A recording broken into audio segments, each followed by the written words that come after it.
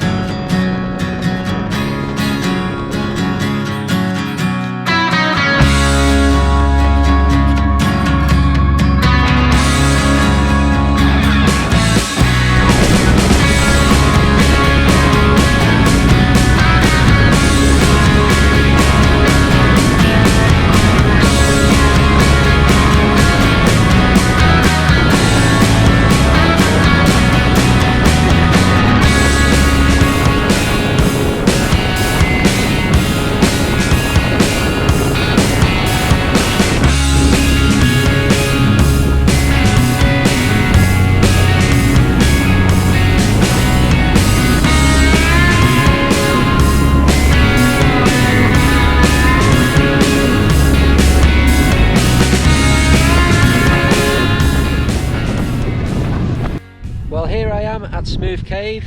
I've done around about 650 miles in total so far. This is approximately 80 miles away from the last B&B we stayed at. It's a lovely little destination to stop and have a little bit of a rest and have a look around the caves. I'm going to explore it myself and show you guys. So this is like a pathway down to the caves, so I believe. Well, what can I say about the journey so far? Well, I haven't really seen anything like it, to be fair with you. It's definitely epic views, and you would seriously think you were abroad. Some of the scenery you see, maybe like the seas and stuff like that. We've got absolutely gorgeous weather on our side, which is makes it even more enjoyable. I said to Jace before, if I took some pictures of the seaside here, you'd definitely think, hello, hi. You'd definitely think you were abroad. Weather's a little bit chilly, but when the sun gets you, you can feel it's nice and warm.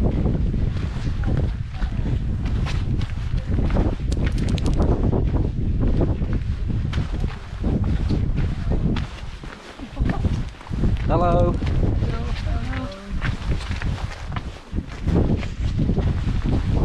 And everybody that I've met's been nice and friendly.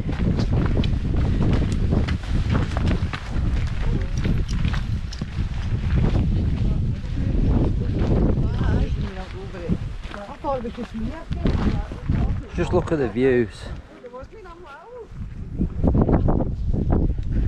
I have actually been to Devon and Cornwall, and I would definitely say this is more prettier, but maybe I've not explored it all round. Cornwall or Devon, literally passed there for a few days, I think last year.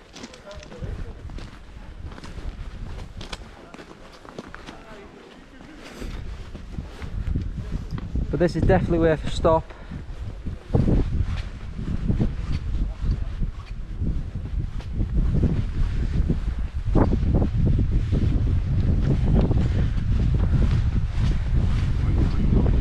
And yeah, I was bragging before at the hotel that the lady made me a flask of coffee.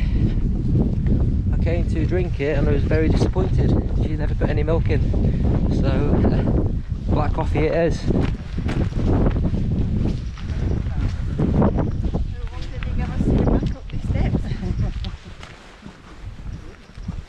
It's all about the steps on this little journey also. Sitting on a motorbike 2 to 3 hours is quite a long time, so it's nice to get moving.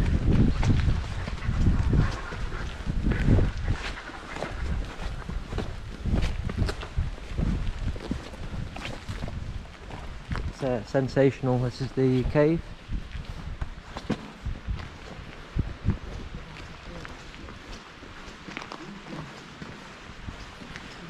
I can't believe how many motorhomes do this trip on these little narrow roads. As people are aware, I am into motorhomes myself and do own one, but I don't think I would like to do this trip on a motorhome, as the roads are a little bit gnarly, but each to their own. I think they do a tour of this place. I think you can get a guided tour. Free entry to the waterfall, so let's go and take a look at that.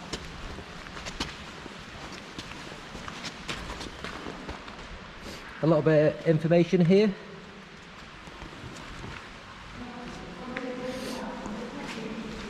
I like freebie, so I'm going to look at the waterfall inside here now.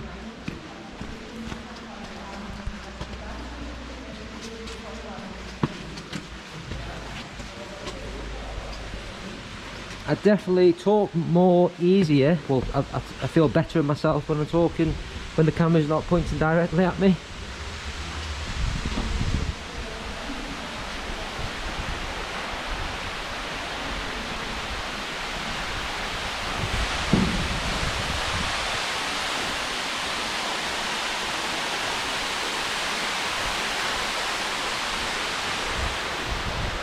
So as I said, just a quick pit stop, stretch my legs, have a look what this is about. Definitely worth a stop if you think they're coming here. Get some nice photos. Photos and memories, as we know.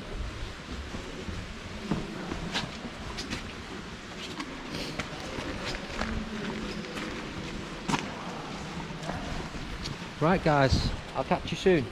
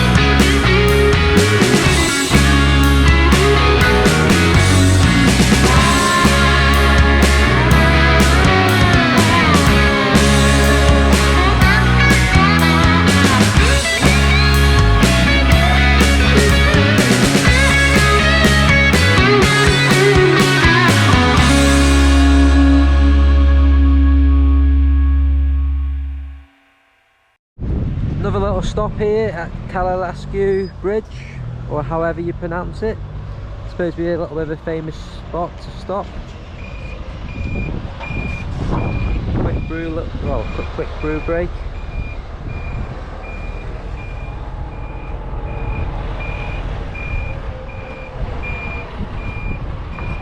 So peaceful, so many bikes out as well, which is nice. The weather conditions is perfect for it. I just want to give you a little bit of a rundown on how the bike's going at the moment. I've literally done approximately 700 miles.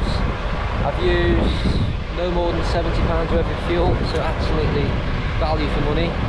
CB500X is definitely runs on fresh air almost, and the bike's super comfortable. It's done everything I want it to do.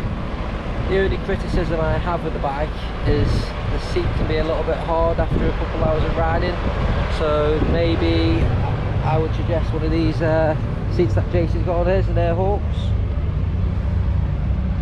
So next time I do a long trip, I'm going to try one of these seats. Maybe it's going to make it more comfortable for me. And I want to say a big shout out to Pipeworks exhausts. This is like music to the ears. Sounds absolutely awesome. So yeah, overall, loving the trip. Would 100% recommend it to anybody who's thinking about doing it. Big Jace has been cranking it over today. Check his tyres out. Just proud of them. Mine's probably still got some chicken strips on mine. Oh, it's scrub it in a little bit.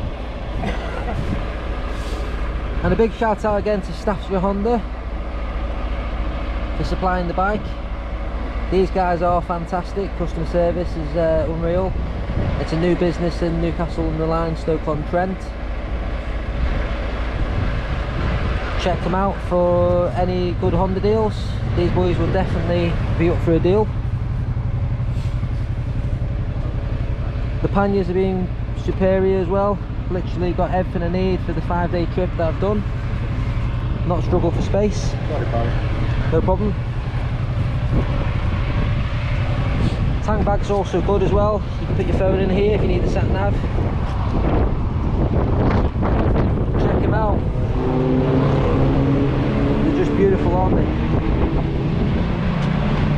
Big thumbs up from you. Yeah, my grandson. 3-year-old, my grandkid. As soon as he sees it, he goes like that. Rev. This thing sounds unreal. It's an aftermarket exhaust, so it sounds different than like a standard one. Well, he goes lucky when he sees them. Sorry, pal. Anyway guys, Cheers, next stop.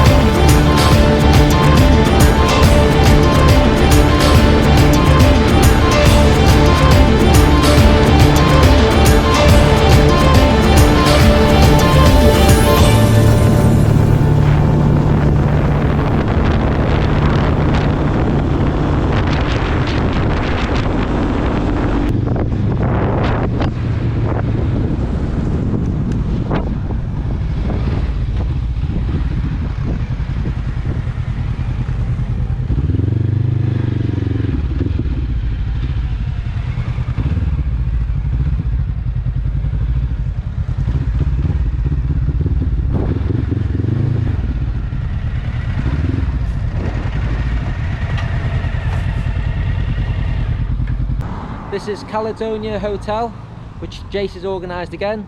Literally, Jace has organised the whole trip, so I've literally just following him. He's done an amazing job so far. So yeah, what can I say? He's organised the whole trips, all the B&Bs, and yeah, he's got plenty of experience doing this stuff. I think he's done this trip maybe 3 or 4 times, so I'm glad I've hooked up with him. Let me show you around. I think the price of this one was £90. That included breakfast as well, so again, all reasonable. I think on average most of our B&Bs have cost around £100 a night. This is the restaurant facility and also breakfast tomorrow. It looks lovely so far. Sorry, my mistake, this is the restaurant. The first one was for breakfast. This is the evening meals are served from here. The big 4-0.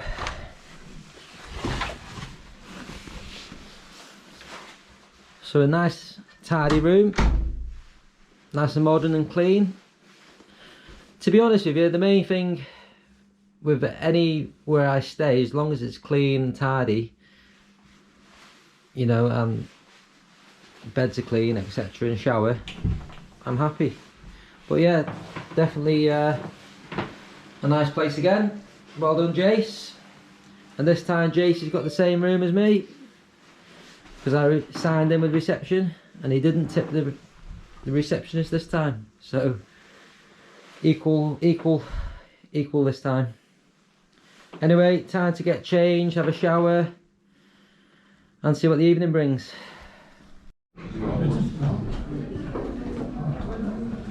There you go. So we just had our evening tea. It was medium. It was alright. Yeah, wasn't too expensive, so fill the hole. We're not after any a la carte here. So we're going to have a little walk around the harbour or seafront or whatever's here. We're going to have a little look.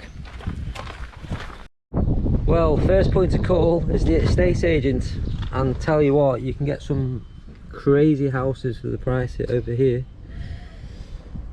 435,000 for a 5-bedroom detached house. As long as you don't mind being by yourself, Scotland's the place for you. So we've just found this camper van caravan park here, just on the seafront.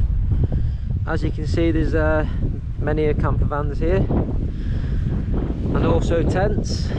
We've just been discussing, I think our days are gone of camping in a tent, and we certainly wouldn't want to be putting one up in this cold weather. It's freezing. But as you can see, the scenery is lovely here as well. So peaceful.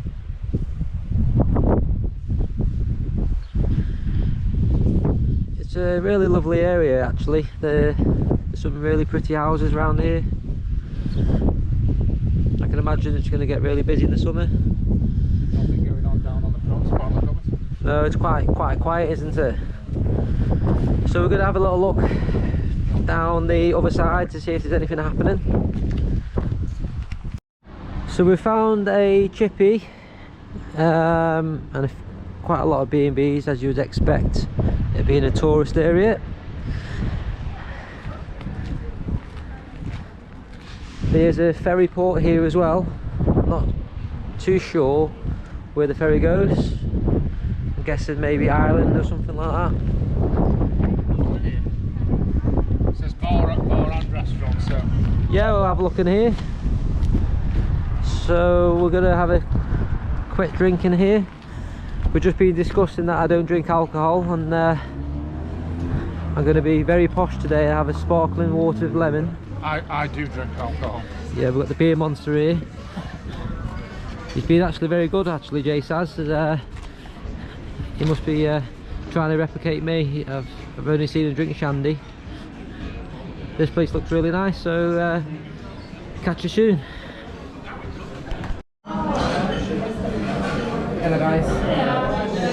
decided to go for the appetizer. That's what we call posh. Jason's gone for a bit of shandy.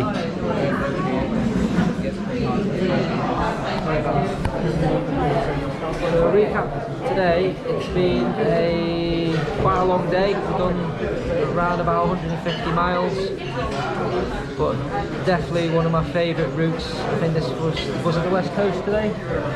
Yeah, coming down the West Coast. West Coast today, so amazing. Jace, pick 3 words about the NC500, 3 best words. Fast, exciting,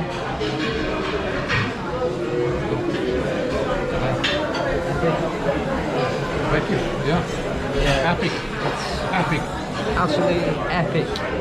So definitely recommend anyone who's considering to do this trip is to get it done. I think Jace has done it many a times in different conditions, and I've obviously brought him some good luck and brought him some with us. Day 5, 6:30 in the morning, so nice and early. We're heading back off home now, so I'm not going to take any more film of us driving or getting back home. Been a fantastic trip. I'm going to do some costings and give you a rundown of what it's cost us to do this trip. And yeah, thanks again for watching.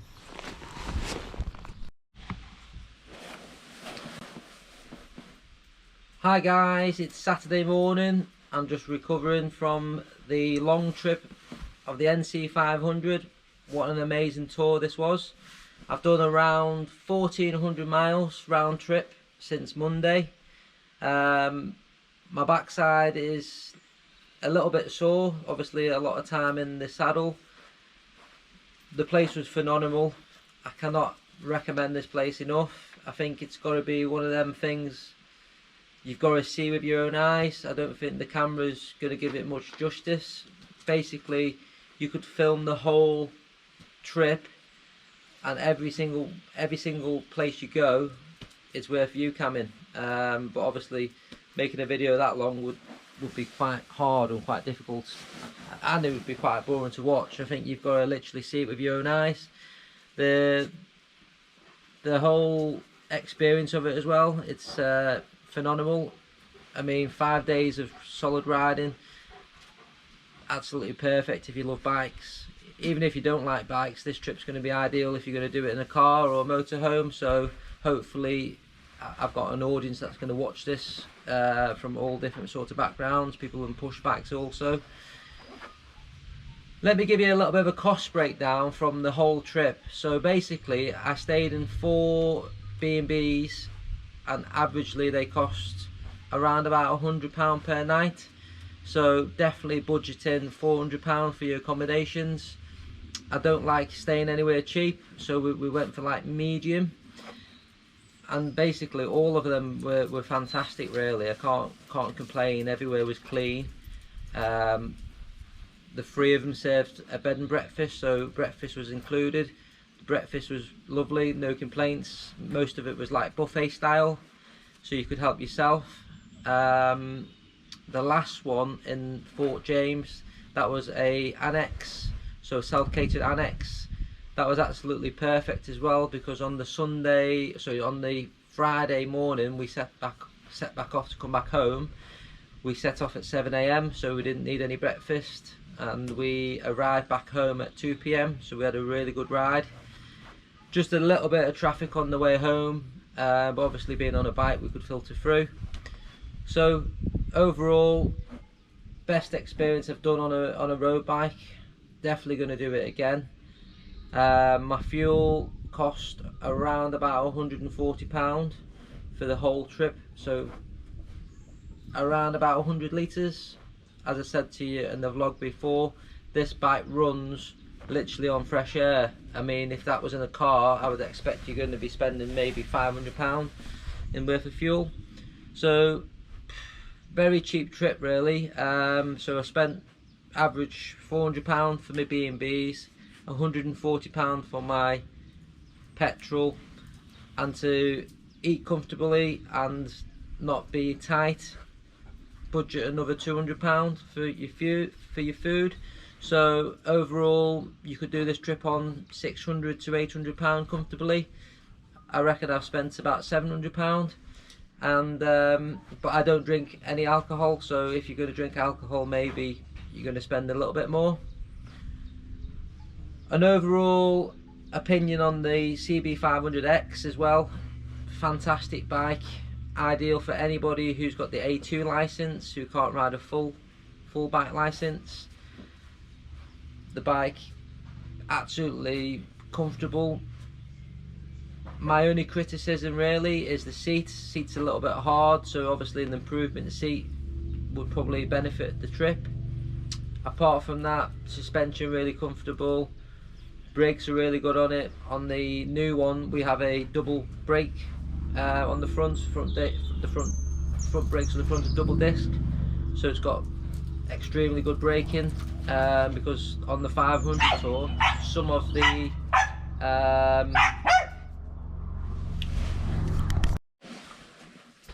sorry about that, my dog was barking. So yeah, as I said, the brakes are phenomenal on the bike, as there's some large banks and inclines and down and off cambers, so the brakes are really good on the bike. For an entry level bike, the bike's fantastic, as you would expect, being a Honda. The build quality is fantastic on it as well. My bike's far from standard. I basically bolted every single extra on that Honda did, apart from the crash bars. They were aftermarket, so if you were going to spec one of these bikes, definitely would recommend getting the genuine ones, as mine did vibrate quite a lot when I first got the bike till I modified it. But yeah, for an entry level bike and the price of it as a standard bike, I think it's one of the best 500, well, anything in that A2 category is definitely going to be one of the best bikes you can buy for a long adventure trip bike. I mean, KTM do, I think they do a 390 adventure, but obviously it's not going to be like the Honda with the build quality of a Honda. Definitely recommend getting a tank bag as well, as I've got Bluetooth intercom, so I can see people ringing me or follow my sat nav. That's handy to have. Also, if you were going to get one of these bikes, it's compulsory for you to get the 12-volt cigarette lighter on the fairings, as obviously, you know, you're doing long distance, so it's very important that you've got a battery charger for your phone, or, well, obviously for your phone. If you run flat for an emergency, you definitely need some charge, so definitely consider a charging point on your bike. Some handy little tips: make sure you take some chain lube with you, take a little cloth to clean your visor, because obviously a lot of bugs on your visor. Tyre pressures as well, also to do your tyre pressures every morning and just visually check your bike, because obviously you're going to be doing averagely 200 miles per day, so a lot of mileage, so a little bit of maintenance on the bike is a key. The other recommendation on the CB500 is the exhaust. If you're a petrol head like me, the standard exhaust is terrible. It's restricted and literally sounds like a electric bike. So I would recommend getting a Pipeworks pipe from Jeff at Pipeworks, or a aftermarket silencer. Jeff at Pipeworks has helped me out with my bike. He custom made me a can for my needs. I wanted the black look because my bike's black and green, so he customized me one with a carbon end cap at the end. So yeah, big shout out for them. Overall, fantastic trip. Definitely going to do it again, and as I said, very reasonable. I mean, I've done five really crazy days of riding and seeing so much beautiful scenery that we have here, you know, in England or Scotland, whatever the right term is. But yeah, hopefully you've learned some stuff from my vlog and you've enjoyed my video. Sorry if I come across a little bit stuttery now and again. It's quite difficult to speak to a camera and also think what I want to say, but hopefully I am getting better. It's quite difficult, but yeah, I've enjoyed this vlog and hopefully you guys enjoy it as well, and maybe I'm going to do some more.